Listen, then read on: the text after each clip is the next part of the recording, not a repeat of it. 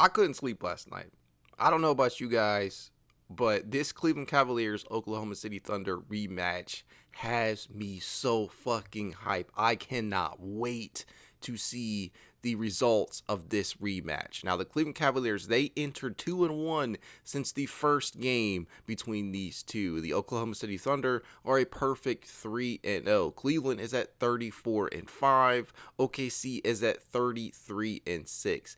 This is a prime time matchup if there ever was one. It feels like Super Fight 2 for the Rocky fans out there. Man, I can't fucking wait. It represents the first time that this Cavaliers team could have its full rotation, its full roster at Kenny Atkinson's disposal. I don't know if that's going to end up being the case because Ty Jerome, that illness has been lingering for him. But there is the possibility that this matchup between the Thunder and the Cavs represents the first game of the season in which everybody's fucking healthy. That has not happened in a very long time. Years. I think maybe 2021 was the last time this actually happened.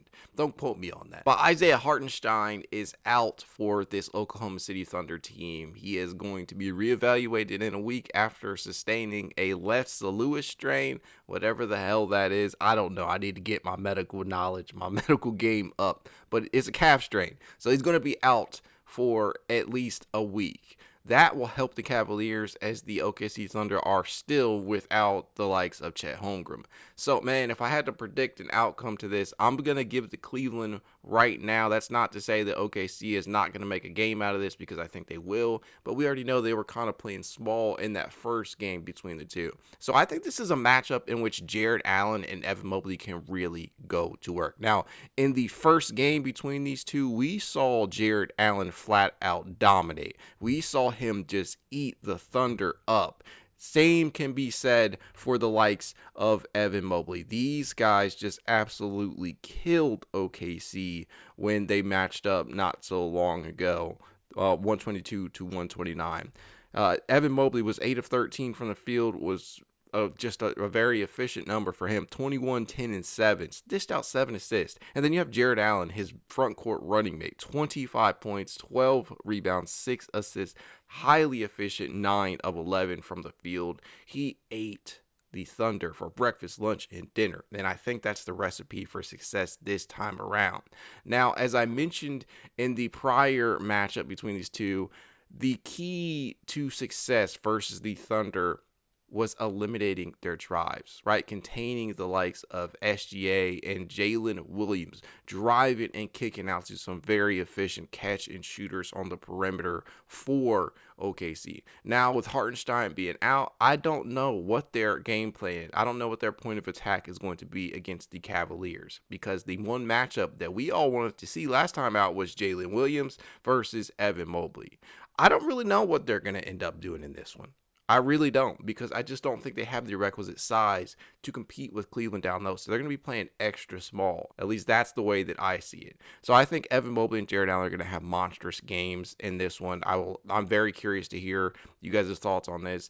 Who should the Cavaliers be looking to get the ball to? Because as we remember, Donovan Mitchell absolutely struggled against OKC the first time around. 11 points, was just 3 of 16 from the field, 2 of 7 from three-point distance.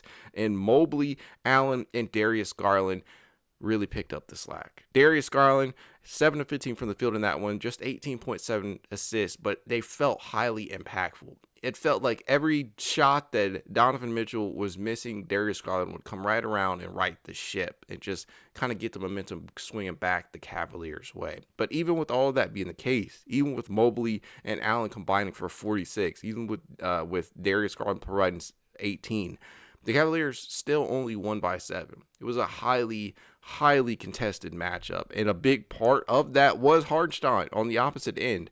Damn near finished with a triple-double, 18 points, 11 rebounds, 8 assists, just 2 assists shy of a triple-double for a big man. They don't got that available, so I don't know what they're going to do. They play tremendously small. Now, Alex Caruso's back. That definitely is going to switch things up a little bit in regards to some of the perimeter defense that's going to be played on the Cavaliers. And then we saw the full court press really gave the Cavaliers a lot of fits against the Indiana Pacers in both matchups. So maybe they take a page out of Indiana's playbook and just press Cleveland all game long. I could definitely see that happen. Mark Daigneault has been very good at adjustments since he's arrived in OKC. But still, I don't know how they compete with the size that Cleveland's going to put out there. Maybe they give Jalen Williams a huge bump up in minutes, and not the Jalen Williams, not J-Dub, but the other Jalen Williams that's on the roster that's capable of playing both the 4 and the 5. Maybe they go to Brandon Carlson. I think that there's a couple of the options that they could go with, but none of them, I think, frankly, are going to work against the pairing of Evan Mobley and Jared Allen. So if I'm Cleveland, if I'm Kenny Atkinson, I'm just force-feeding the ball down low and forcing OKC to just adjust. And I don't think they're going to be able to. So let me know what you guys think in the comments. If I'm going to predict the score to this one, I think it's going to go somewhere around 126. I'll say 126, 115 by way of Cleveland. This is about as good as a rematch that I can remember. I don't remember any regular season, at least during this season. I don't remember any regular season matchup from this year, maybe even last, that felt this big. I think Jared Allen and Evan Mobley are going to combine for about 45 to 50 points tonight. If I have to put a stat line on the backcourt, I think Donovan Mitchell, who broke out of his slump recently, I think he goes for 26, and I think Darius Garland is probably going to put up 20. Let me know what you guys think in the comments below. Go Cavs.